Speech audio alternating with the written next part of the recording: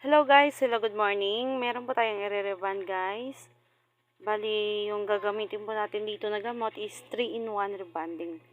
So, ito po, step by steps natin. So, ayan.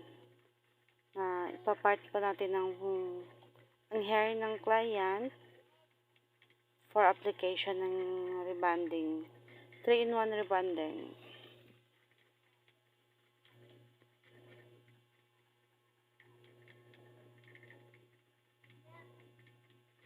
So, ayan. Nakababad na po yung hair ni madam. So, ayan, pagbanlaw.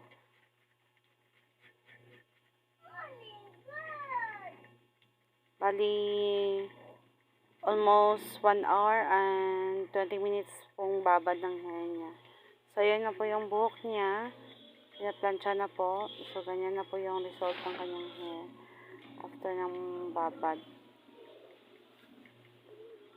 Kailangan po talaga na manipis yung sectioning ng hair iron natin para maganda po yung result ng hair ni client. So, ayan na guys. Yan na po yung final touch ng hair ng client natin. So, ganyan po kapag 3-in-1. Bali, tapos na po yan guys. Yan lang po yung ginawa namin. Bali, hair reband with hair treatment. Yan lang. So, yan na po yung hair ni client. Straight, silky, and shiny na po siya.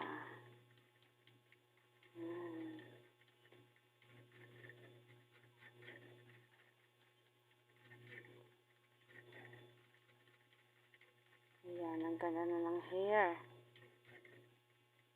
No more wavy and curl na po yan. Thank you for watching guys. Bye!